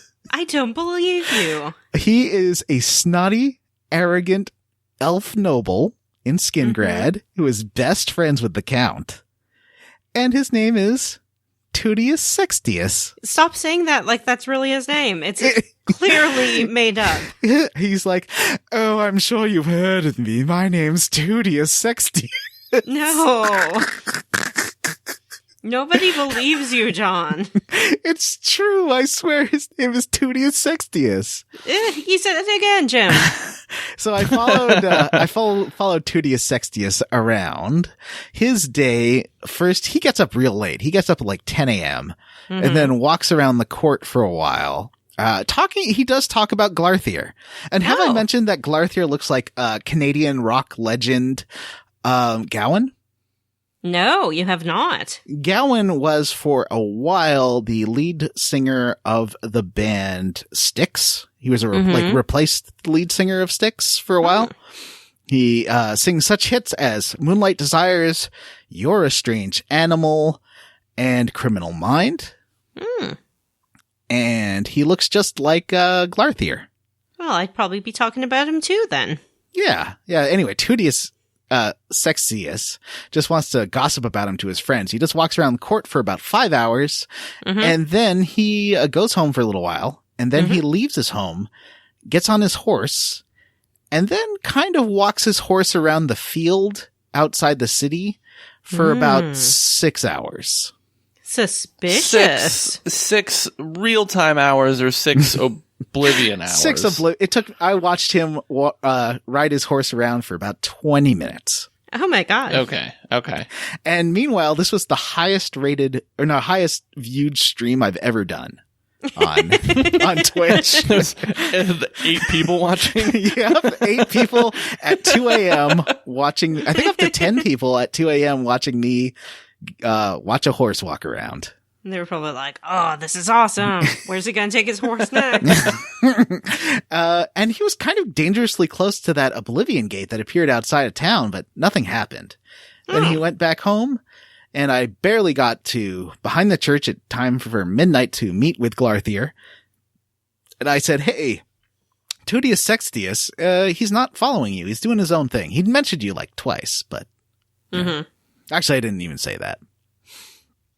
And then he's like, okay, for real. The next guy is one of the, I forget the name, but one of the wine brothers, like these 2 brothers that run a vineyard. And he's definitely the ringleader. And he also seems to start making threats to me, but then corrects himself. He thinks I'm in on it. Why would he? Oh, I see. But you're his friend. I thought so too. So I didn't go to the cops because I'm not a narc. No. And you don't want to narc out your best friend, Glarp or whatever we said his name was. Glarp. So the next thing I did was follow this vintner around, and he just gets up, goes to his vineyard, goes home for lunch, comes back to his vineyard, works some more. And by working, they take out a hoe and then like hit the ground for 5 hours. A hoe? Huh. Vanessa. What? I mean a instrument for farming? To be very clear? Yeah, what else would you mean? Yeah. What's her name? This is inappropriate. People Anyway. name their tools. No, they don't. Farmy. It's Vera Farmington. Of the Tamriel Farmingtons. Yes. No, Vera Farminga. Sorry. Oh, Farmiga. Yeah, you know who I'm talking about. I do. The lady who I always mix her She up. plows a lot of fields. She's one of the, like, in my opinion, one of the prettiest actresses working today. I I have a crush on Vera Farmiga. She looks so much like Rashida Jones, too. No, she does I not. find those two look a lot alike. Anyway, so he puts away Vera. He goes drinking for a while, which is just him sitting next to someone else on a bench outside the pub. And they didn't spawn in his mug, so he's just like pretending to drink without a mug, which is great. Now, that is pretty suspicious. Yeah. Also, the horse next to him started slowly tilting. Oh. Until it was like 45 degrees pointed at the ground with its legs in the air. Mm-hmm. That horse was like bobbing around. It was amazing.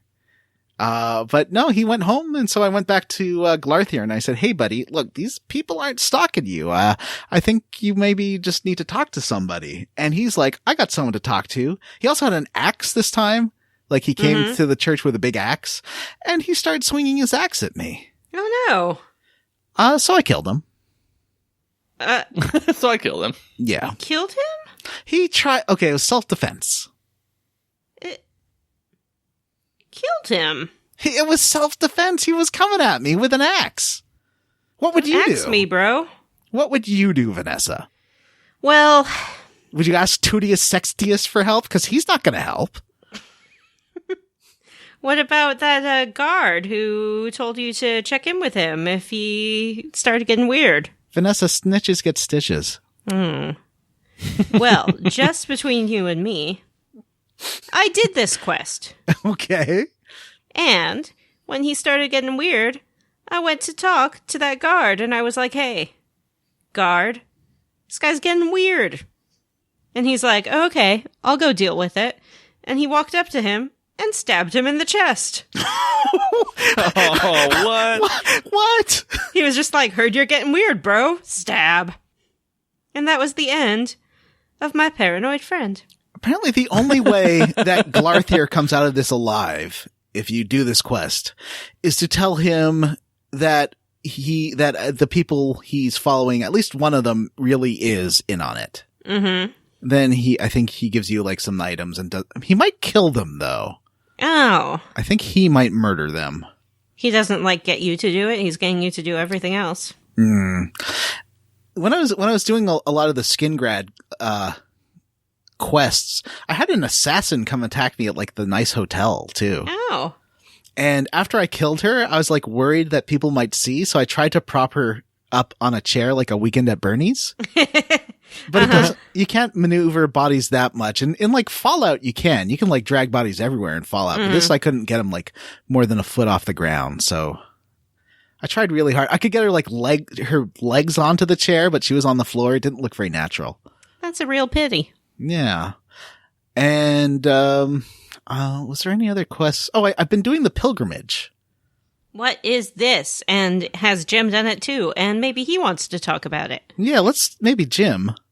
Are we talking about the Knights of the Nine quest line? Yeah. Mm-hmm. Yeah, I have been doing that one. I'm invested in this quest line. It's pretty good. Yeah, so we started talking about this one last week when we mentioned the prophet guy outside of that chapel where everyone got massacred. Fun fact, Knights of the Nine is actually a DLC. It is. It's an add-on. Oh, really? Mm-hmm. Oh, okay. So this guy tells you that that there's this evil sorcerer guy named Umaril who's coming back to the land to threaten people, and so you need to go on a pilgrimage in order to find out where this crusader's holy relics are. And so he tells you that you need to visit each of the shrines of the 9 divines, which are located all throughout the continent.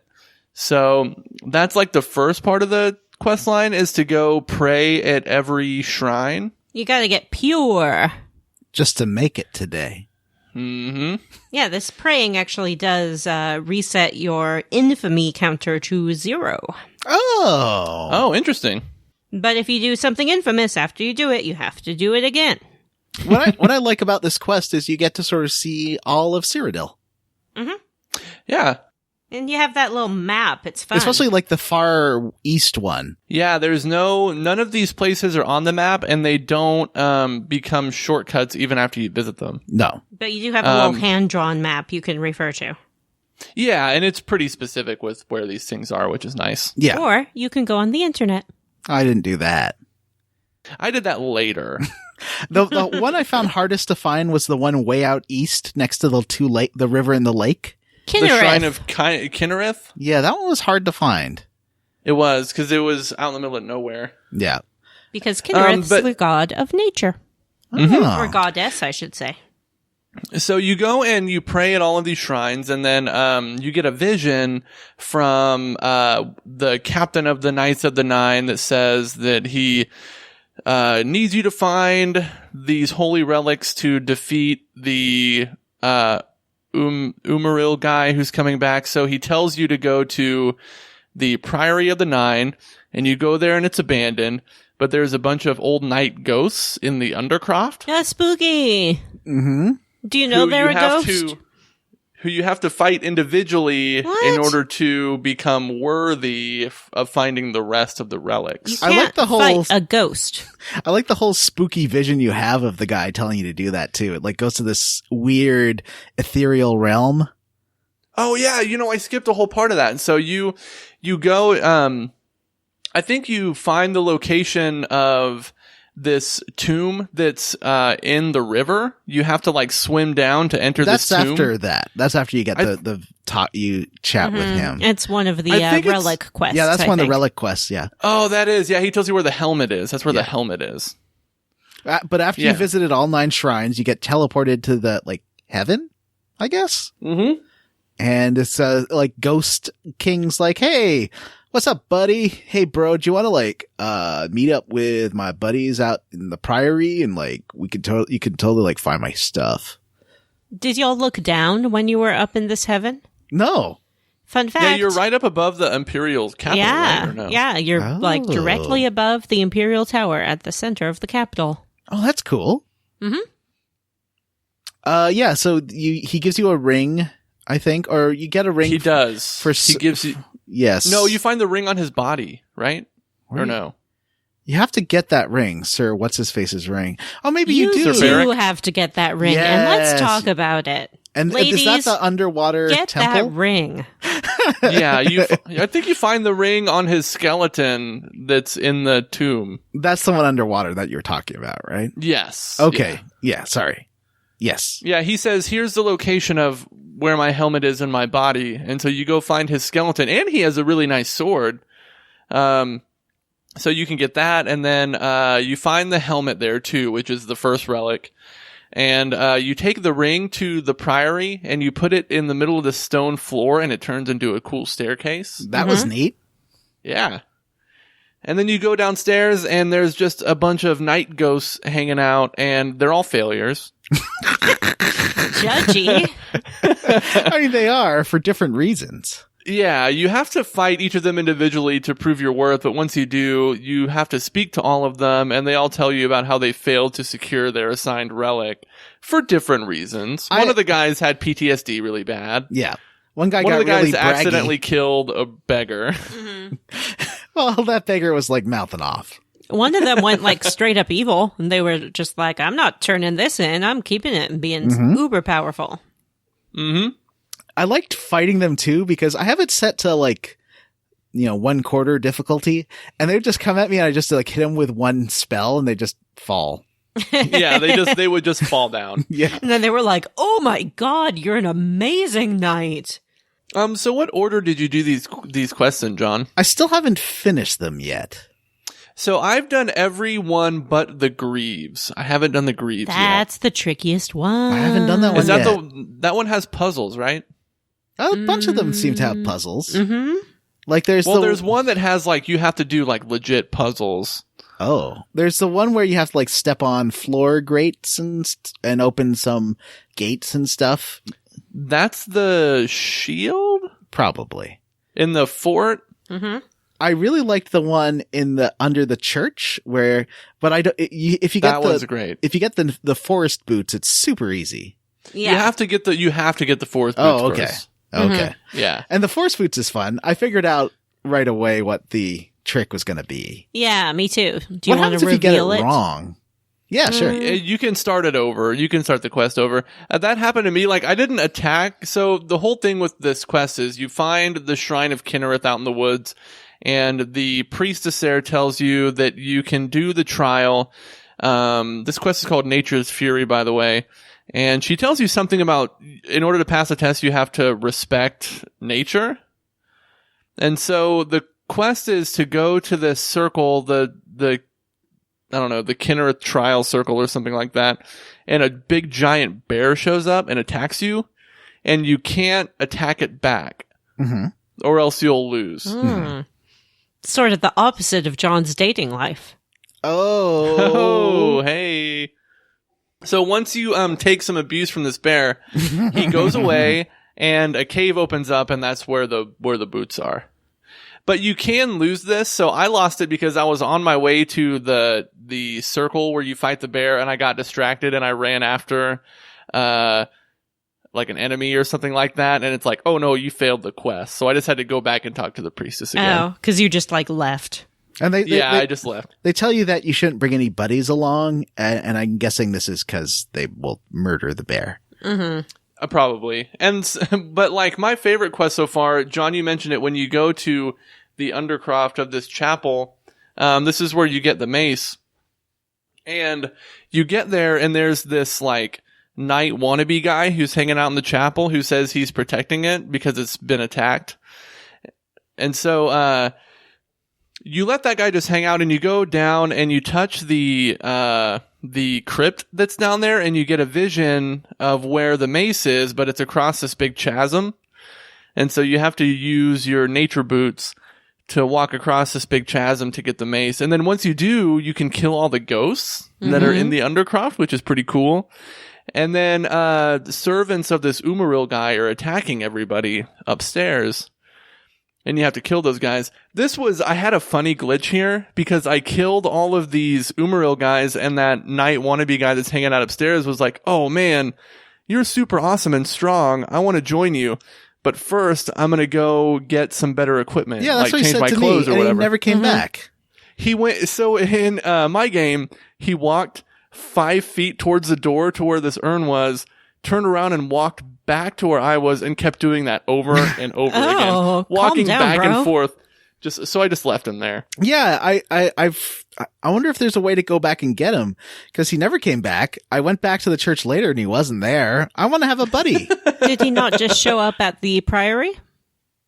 Oh. I don't think so. Can you go to the prior? Like, which priory? The Priory of the Nine. Oh, maybe. I'll go there. I'll Yeah, check it if out. I was looking for friends, that's where I would check. Okay. I'm just saying. And then the next one I did was the shield, which is in Fort Buck something. Yeah, that's the one with all the traps. Yes. And it's kind of tricky. Is that the one with the oh no, that's for the armor of what's his face, where there's all the blades. Yeah. Right. I have a question about this mace that you get, because I said that you can kill the ghosts in the undercroft of that chapel. Can you kill any ghost with this mace? Yeah, because it has a magic effect. Like, as long as you have a magical weapon, you can kill any ghost. Mm-hmm. Oh, can you kill a unicorn?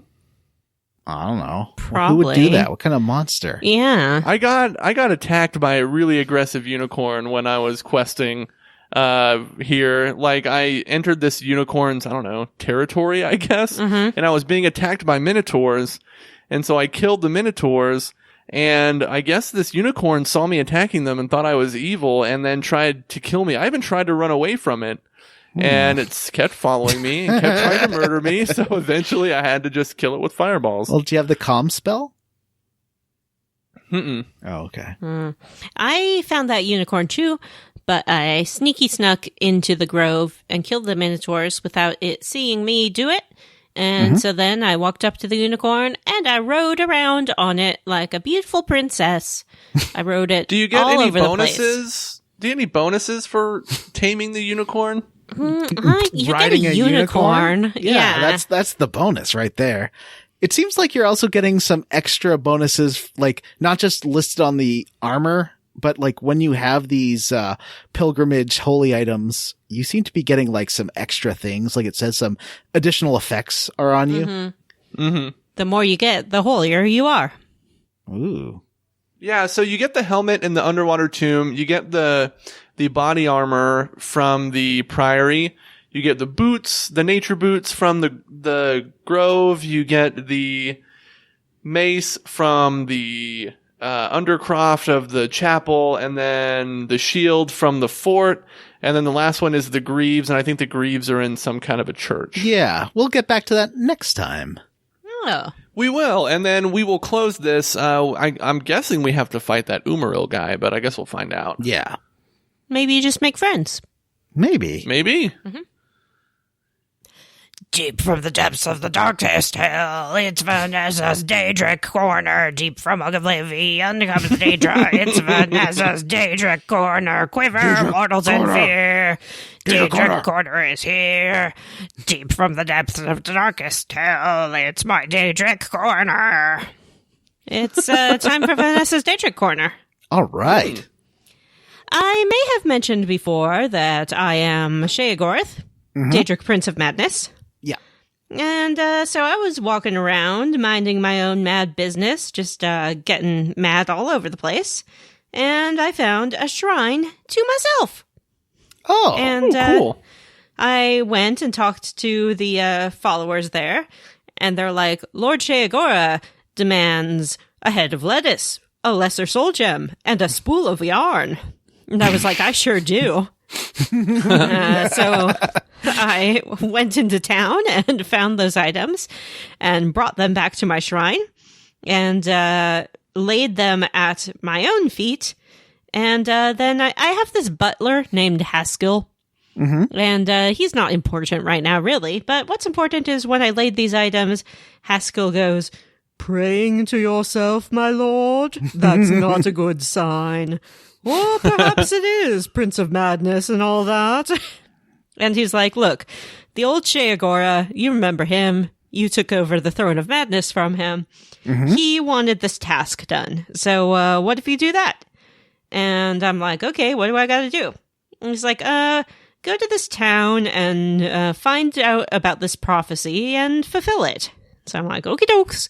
And I go to this town, I find this guy and sweet talk him, and then tell him I'm a traveling scholar and I really want to know about his prophecy. And he says that 3 terrible signs will come about to signal the end of the world. The first is that the town will be overrun with rats. The second is that all the sheep will die with no visible cause of death. Oh, no. And the third is too terrible to speak of. What is Well, that? this was a boring town. And as the Prince of Madness, the one thing I cannot stomach is dullery. So I went into the inn, and the inn in this town has a famous collection of cheese. And in a case in the corner is the stinkiest cheese of all. It's locked in this very hard lock case, but I am a good sneaky thief, and so I picked that lock right open and took me the stinkiest cheese. I took it outside, and there happened to be a pot boiling there, so I tossed this cheese into the pot, and its odoriferous odor spread far and wide throughout the town, attracting a herd of rats. So they start running all over the town. The guy who told me about the prophecy flips the heck out, and he starts dropping rat poison everywhere. He's like, no, not today, rat. So I picked up a pile of this rat poison and just let myself into their little paddock where they keep the sheep. And I fed them let's say, a special snack. It seems like a Gabriel Knight puzzle. Yeah. The sheep all keeled over and died. I helped myself to some mutton. I sure did. So then But Vanessa, it's poisoned. Oh, right. It's like you're the Prince of Madness or something. Yeah, I'm going to eat this poison sheep. Delicious. So then Haskell, he gets up in my head and he's like, how about you go to the center of town, my lord? I'm like, sweet, will do. I strolled myself over to the center of town, and wouldn't you know it, but flaming dogs started to drop from the sky. That's the bad one? Yeah. Okay. Just some dogs on fire. Dogs on fire. Dropping running from the sky. Down the road. Please notify my next of kin, for This dogs dog shall will explode. Yep. So they fell from the sky. The villagers, they just lost their minds, which is great because now they're my denizens. I am their lord, the Daedric Prince of Madness. So I went back to my shrine and checked in with Haskell. He's like, cool job doing that. Here's the Wabbajack. It's yours anyway. I don't know why I didn't give it to you before and made you like jump through these hoops. And I'm like, yeah, butler, you suck at buttling. But I guess you're probably insane, like everyone else in my realm. So then I had the Wabbajack. Let me tell you about Wabbajack. Wabbajack is a staff. A Pokemon? It's a Pokemon staff. Wabbajack have my face on it, screaming. And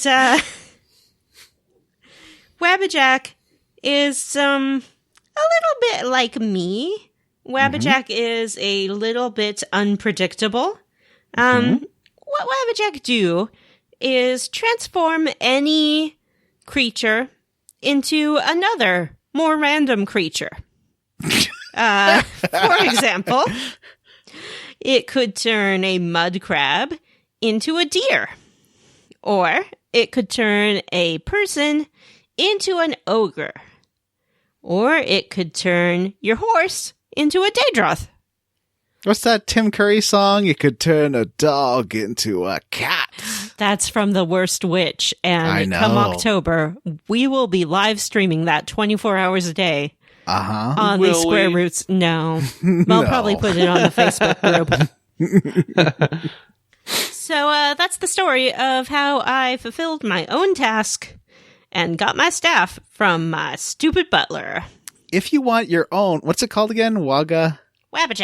If you want your own Wabbajack, if you want your own Wabbajack, patrons at the $10,000 level, we will craft you a Wabbajack staff with Vanessa's face screaming on it. Yes, we absolutely will.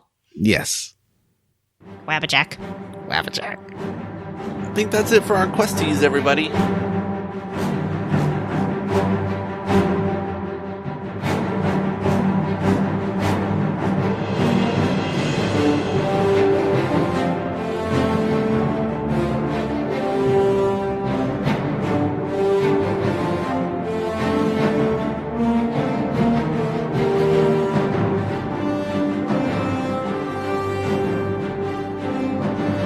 Okay, we have one last thing to do, and that is our Squarely Against.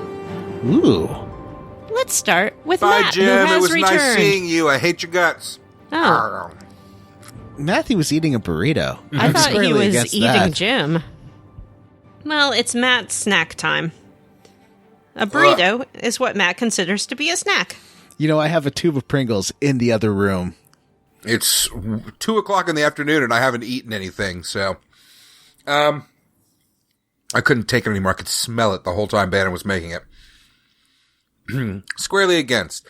I am squarely against dumb Oblivion gates. No more, please. I'm done. I'm over it. I don't care. Really? You Yes. don't want to do a Morrowind or a Skyrim ever? No, Oblivion gates. Oh, gates. Oh. You silly little goose. Oh, What about he you, is John? a silly goose. What are you squarely against? I am roundly for how pretty this game can be. Like, I never walked to the south. Well, I talked about it a minute ago, but I never walked through really around all the biomes of it before. And it's just like, it's nice. You know, you get like this rainy, swampy area. You get some really beautiful sunrises going over, like reflected in the water. And it's just, I like exploring in this town. And going up north where you get snowstorms and stuff is cool too. I think this game is, very relaxing. Like, I'm kind of addicted to it a little bit right now. Like, I've been playing it 2 hours a day, every day, which I normally don't play video games that much. What about you, Vanessa? I am squarely against a skeleton, what you think is a regular skeleton, and then it turns into a ghost. I mean, you're already at supernatural monster point at that time. A skeleton is not a ghost.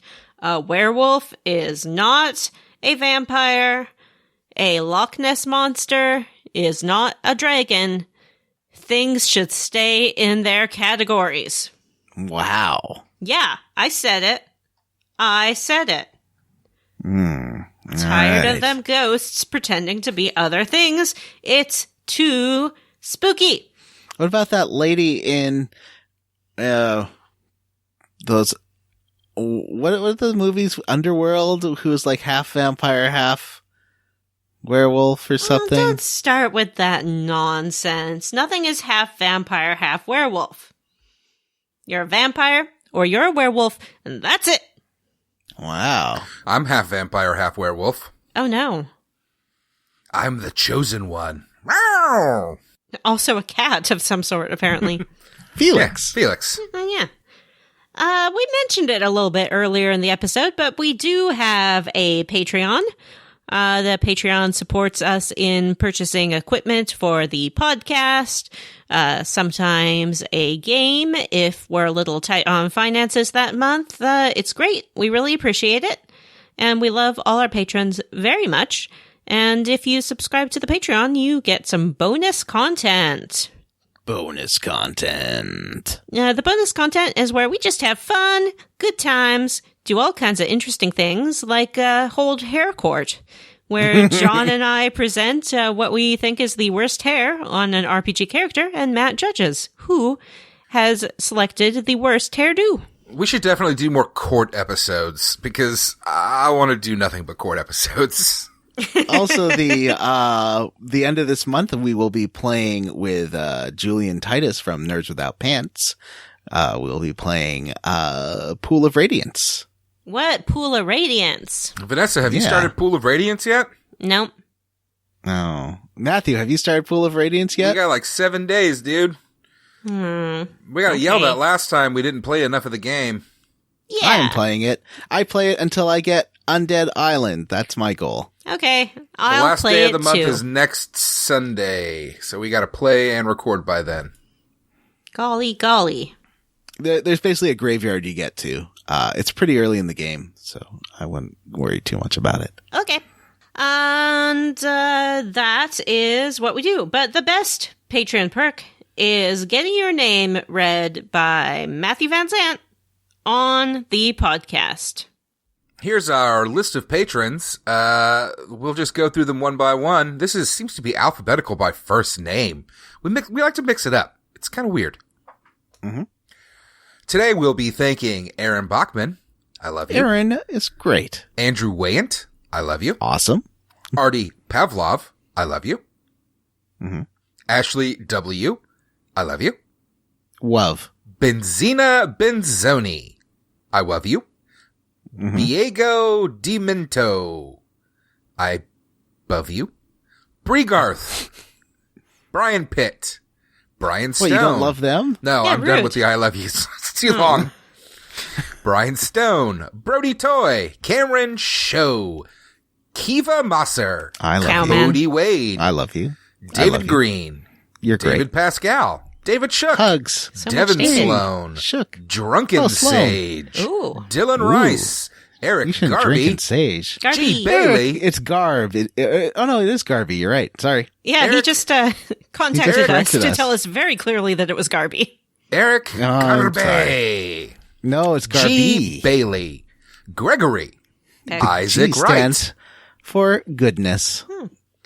Jake Isaac Dickerson. is right on everything. James Holstetler. James Oh. Plett.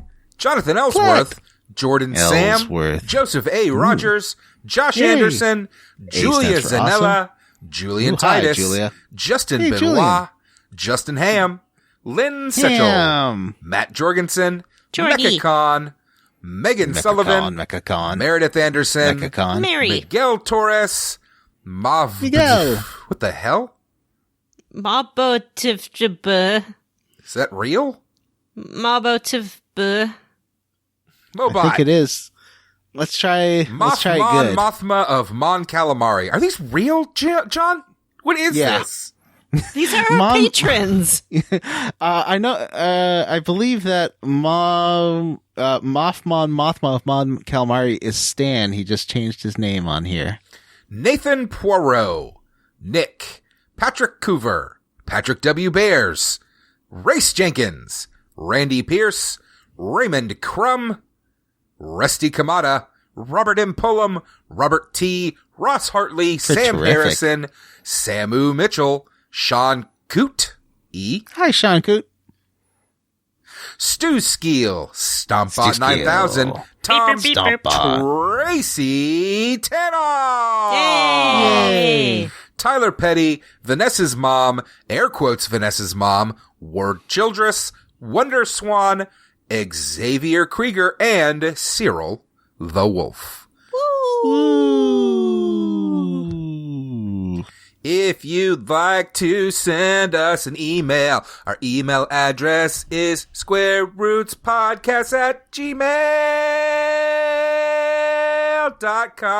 squarerootspodcast@gmail.com. Or you can find us on Facebook. The group is called the Square Roots Podcast Group for smart, cool, really attractive people. Or tweet at us at Square Roots Pod. Who cares about that? I do. I'm on the Twitter every day, all day. Vanessa, do the next paragraph, and I'll do the one after.